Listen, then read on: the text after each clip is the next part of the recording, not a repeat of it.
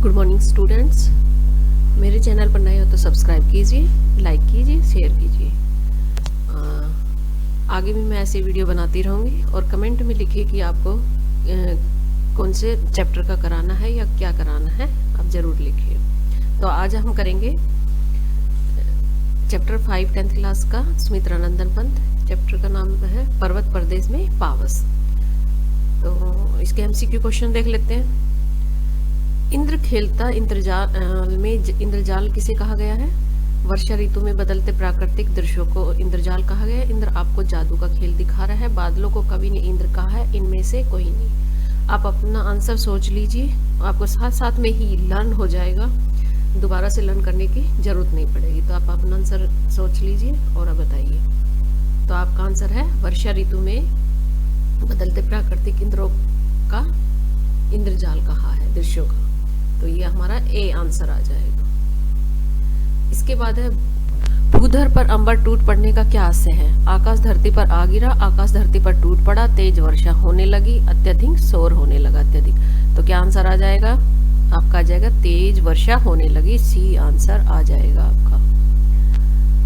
अब है अवलोक रहा है बार बार नीचे जल में महाकार से क्या तात्पर्य है? कवि नीचे जल में बार बार देख रहा था। परमात्मा नीचे जल में बार बार देख रहा था। पर्वत नीचे फैले जल में अपने विशाल आकार को निहार रहा था। क्या आंसर आ जाएगा? आपका आंसर आ जाएगा पर्वत नीचे फैले जल में अपने विशाल आकार को निहार रहा था। सी आंसर आ जाएगा।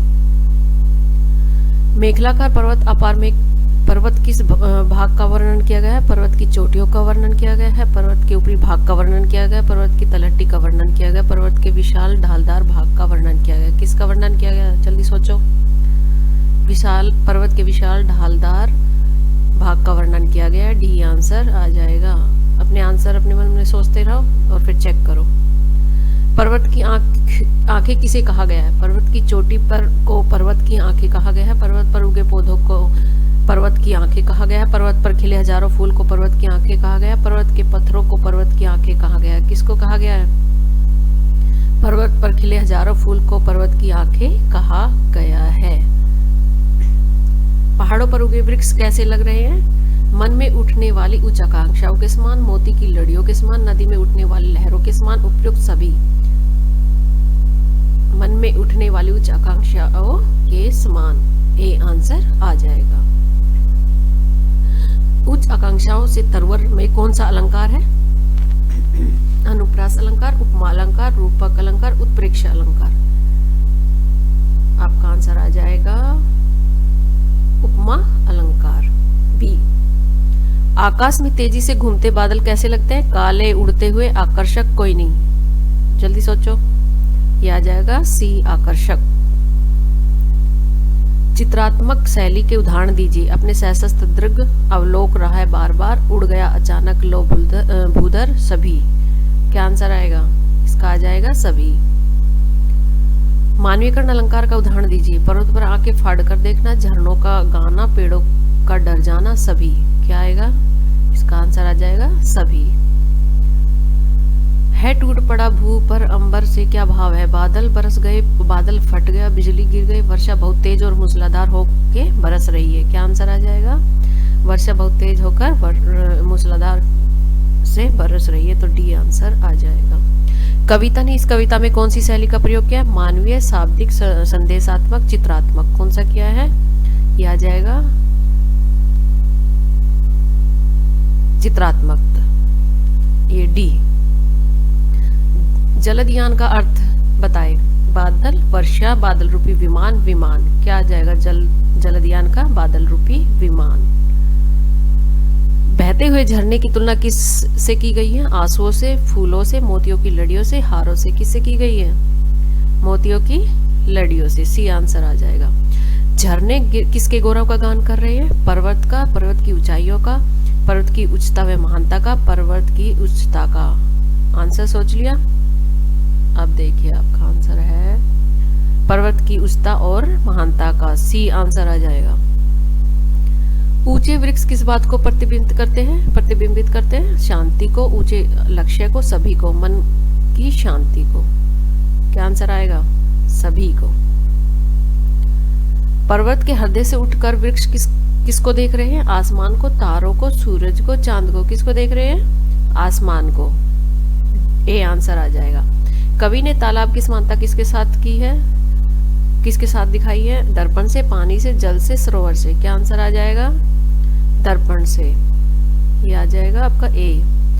मेखलाकार शब्द का प्रयोग कवि ने क्यों किया है? पर्वत की विशालता और प्रकृति की सुंदरता दर्शाने के लिए, विशालता दिखाने के लिए, सुंदरता दिखाने के लिए, सुंदरता की विशालता दिखाने के लिए।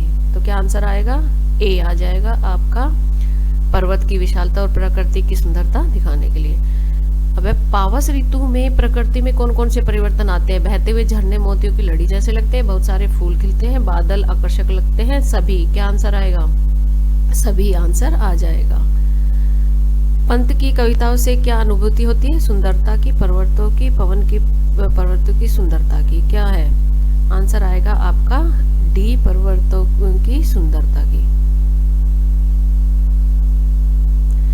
पंत जी की मुख्य कृतियों के नाम? वीणा, पल्लव, युगवाणी, ग्राम्या, श्रवण किरण या लोकायतन। सभी। क्या आएगा? इसका आ जाएगा सभी। पंत जी किसके परामर्शदाता रहे हैं? विश्वविद्यालय के, पाठशाला के, न्यायपालिका के, आकाशवाणी के। क्वेश्चन है आकाशवाणी के, डी आंसर। पंत जी किसके विचारों से प्रभावित थे? मार्क्स और महात्मा गांधी, मार्क्स और पिताजी, गांधी और पिताजी। पिताजी किसके थे? मार्क्स और महात्मा गांधी। अब ये देखिए बड़े क्वेश्चन आंसर। फर्स्ट है, पावस ऋतु में प्रकृति में कौन कौन से परिवर्तन आते हैं? कविता के आधार पर स्पष्ट कीजिए। वर्षा ऋतु में मौसम बदलता रहता है, तेज वर्षा होती है, जल पहाड़ों के नीचे इकट्ठा होता है तो दर्पण जैसा लगता है। पर्वतमालाओं पर अनगिनत फूल खिल जाते हैं, ऐसा लगता है कि अनेक नेत्र खोलकर पर्वत देख रहा है। पर्वतों पर बहते झरने मानो उसका गौरव गान गा रहे हैं।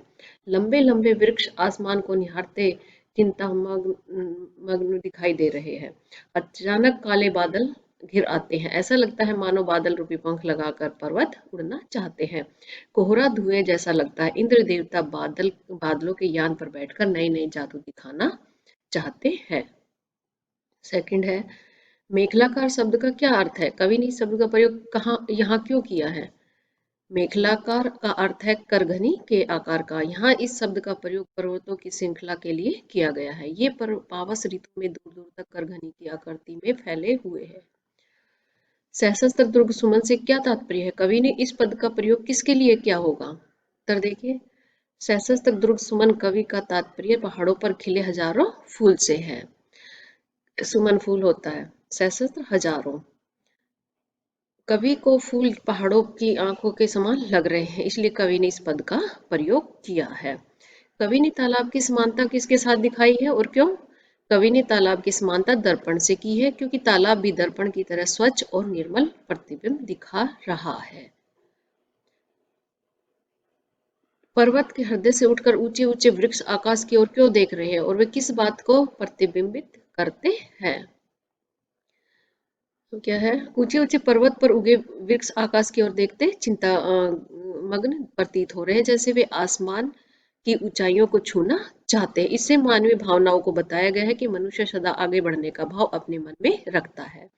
साल के वृक्ष भयभीत होकर धरती पर क्यों धंस गए? वर्षा की भयानकता और धुंध से साल के वृक्ष भयभीत होकर धरती में धंस गए प्रतीत होते हैं। 7 है, झरने किसके गौरव का गान कर रहे हैं? बहते हुए झरने की तुलना किससे की गई है? झरने पर्वत की गाथा का गान कर रहे हैं, बहते हुए झरने की तुलना मोतियों के लड़ियों से की गई है। अब ये भाव स्पष्ट कीजिए। है टूट पड़ा भू पर अंबर। उत्तर है, सुमित्रा नंदन पंत जी ने इस पंक्ति में पर्वत प्रदेश के मूसलाधार वर्षा का वर्णन किया है। पर्वत प्रदेश में पावस ऋतु में प्रकृति की छटा निराली हो जाती है। कभी कभी इतनी धुआंधार वर्षा होती है कि मानो आकाश टूट पड़ेगा। अंबर आकाश होता है। अब है, यो जलदयान में विचर विचर था इंद्र खेलता इंद्रजाल। अब इसका भाव देखिए। कभी गहरे बादल, कभी तेज वर्षा और तालाबों से उठता धुआं। यहाँ वर्षा ऋतु में पल पल प्रकृति वेश बदल जाता है। यह सब दृश्य देखकर ऐसा प्रतीत होता है कि जैसे बादलों के विमान में विराजमान राजा इंद्र विभिन्न प्रकार के जादुई खेल खेल रहे हो। अब ये है,